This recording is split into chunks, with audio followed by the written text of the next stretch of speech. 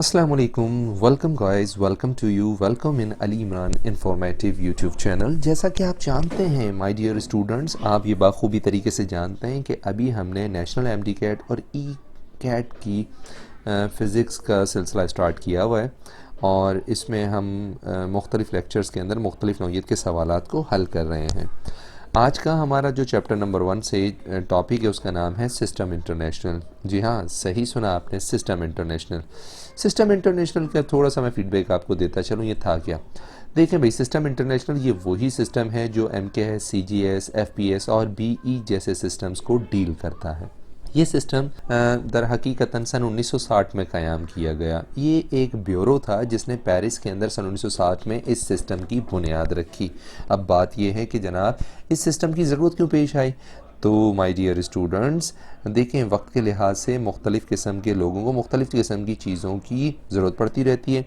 जैसा कि साइंस ने अपने दौर के लिहाज से हर दौर के अंदर तरक्की की, इसी तरह ज़िंदगी के अंदर भी साइंस के साथ रहते हुए इंसान को भी मुख्तलिफ़ चीज़ों की ज़रूरत पड़ती रही। हुआ ये कि जैसे जैसे वक्त चेंज होता गया, इंसान की जो बेचने और ख़रीदने की जो सोच है वो वसी होती रही। एक प्रोवेंस से दूसरे, दूसरे से तीसरे, एक कॉन्टिनेंटल से दूसरे कॉन्टिनेंटल तक। तो होता ये था कि दुनिया के मुख्तलिफ़ कॉन्टिनेंट्स में ख़रीदने और बेचने की सीक्वेंस अलग अलग होती थी।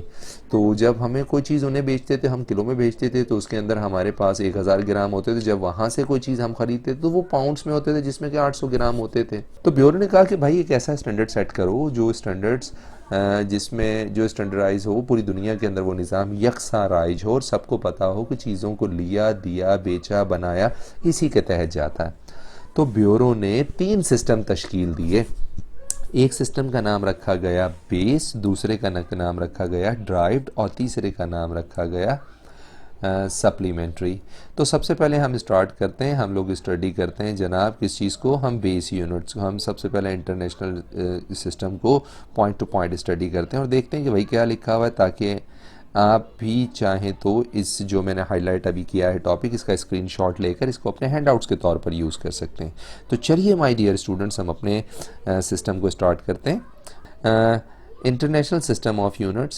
In 1960, International Committee agreed the set of definitions and the standard to describe the physical quantities. The system that was established is called the System International SI. 1960 के अंदर इंटरनेशनल कमेटी एग्रीड हुई इस बात के ऊपर कि भाई कोई ऐसा सिस्टम होना चाहिए है कि दोस्तों को ऐसा सिस्टम होना चाहिए जिसमें दुनिया खरीदने बेचने के लिहाज से तमाम चीज़ों को एक जगह पर स्टैंडर्डाइज कर सके। तो ये सिस्टम इंटरनेशनल बिल्ड हुआ और इसकी 3 किस्में हैं। कौन कौन सी? बेस, सप्लीमेंट्री और ड्राइव। तो अब चलते हैं आगे की तरफ। बेस, सप्लीमेंट्री और ड्राइव एक एक कर उनकी भी हम बारे में डिटेल में डिस्कशन कर लेते हैं। तो सबसे पहले जी, जैसा कि हमारे पास यहाँ पे आपको नज़र आ रहा होगा कि सबसे पहले क्वांटिटी हमारे पास कौन सी है जो नज़र आ रही है हमारे पास, बेस क्वांटिटी। तो बच्चों ये बेस क्वांटिटी क्या है?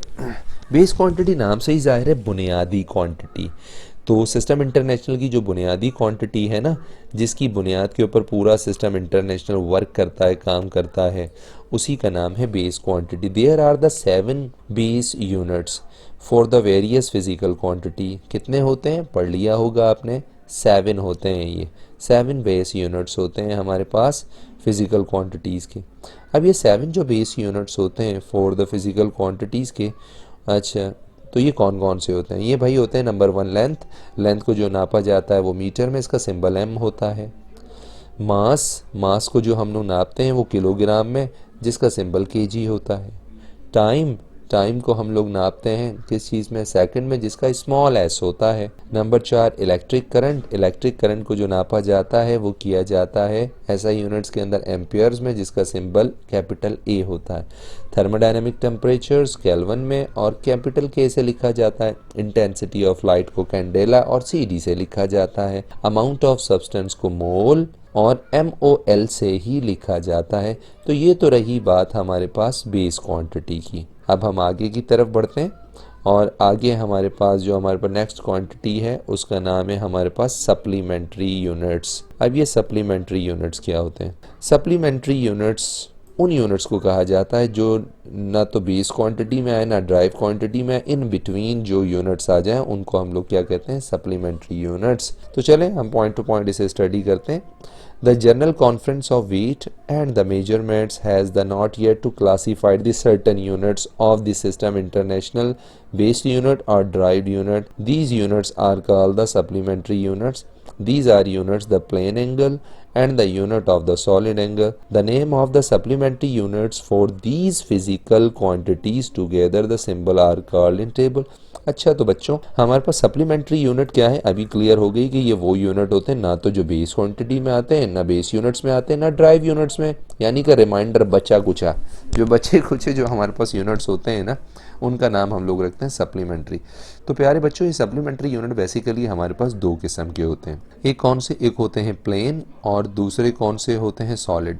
अब हम एक एक कर कर दोनों क्वांटिटीज़ के बारे में भी स्टडी करते हैं कि भाई प्लेन एंगल कौन सा है और हमारे पास सॉलिड एंगल कौन सा। तो सबसे पहले हम बात कर रहे हैं प्लेन एंगल। तो प्लेन एंगल को जो नापा जाता है ना वो रेडियन में, और इसका जो सिंबल होता है RD। अब सवाल ये पैदा होता है कि ये प्लेन एंगल कहते किसे हैं। अच्छा वैसे मैं आपको टू दी पॉइंट अगर बात कहूँ तो द टू डायमेंशनली मेजरमेंट जिसके अंदर आर्क रेडियस की लेंथ के बराबर हो उसे हम लोग कहते हैं, क्या कहते हैं, प्लेन एंगल। अब हमारे पास रेडियन की बात हो रही है। रेडियन किसे कहा जाता है? The radian is the plane angle between the two radii of the circular which cut off the circumference where a point the length AB is equal to the radius of the circle as shown in this figure। इस figure में आपको नजर आ रहा है कि जनाब ये एक सर्कल है और ये इसके ऊपर मौजूद इसकी आर्क है जो कट हो रही है उसके रेडियस के मुताबिक, यानी कि आर्क की लेंथ इक्वल टू रेडियस हो वो रेडियन कहलाता है हमारे पास। अच्छा ये टू डायमेंशनल मेजरमेंट्स होती है। द टू डायमेंशनल मेजरमेंट्स हमारे पास क्या कहलाती है? रेडियन, जिसको RAD से नापा जाता है, और ये होता क्या है? एक प्लेन एंगल। आगे की तरफ बढ़ते हैं। नेक्स्ट हमारे पास है स्ट्रेडियन। इसकी भी ट्रिकी मेथड से इसे याद रखने की कोशिश करें। ये 3 डायमेंशनल मेजरमेंट होती है। 3 dimensional measurement is called the steradian. आप तरबूज लिया है कभी, जब तरबूज हम लोग खरीदते हैं, वाटरमेलन, भाई परेशान होने की जरूरत नहीं है, तरबूज का मकसद क्या है? वाटरमेलन। जब हम वाटरमेलन परचेज करते हैं तो उसको चेक करने के लिए क्या निकालते हैं? उसमें से हम उसमें से एक उसका पीस निकालते हैं। तो ज़रा गौर से देखें, ये एक तरबूज है और ये उसका सेंट्रल पीस है।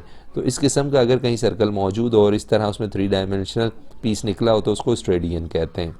ठीक है, तो the steradian is the solid angle, the 3 dimensional angle subtended by the centre of the spheres by the area it is surface equal to the square of the radius as in show in the figures.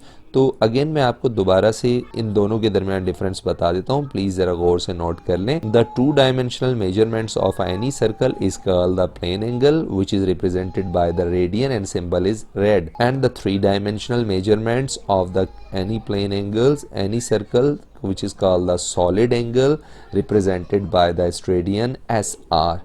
तो प्यारे बच्चों ये बात हो गई हमारे पास base की और सप्लीमेंट्री के। अब लास्ट में हम डिस्कस कर लेते हैं ड्राइव यूनिट्स को। तो चलें जी ड्राइव्ड यूनिट्स की तरफ चलते हैं। ड्राइव्ड यूनिट नाम से ही जाहिर है कि ड्राइव्ड का मकसद क्या है? किसी दूसरी चीज से निकलने वाले। जी हाँ बिल्कुल सही सुना आपने, दूसरी चीज से। अब दूसरी किससे? बेस यूनिट से। तो साहब जो यूनिट्स बेस यूनिट्स के जरिए से बने उन यूनिट्स को कहा जाता है ड्राइव्ड यूनिट्स। अच्छा अब चलें टू द पॉइंट डेफिनेशन को स्टडी करते हैं। SI units for measuring all the other physical quantities are derived from the base।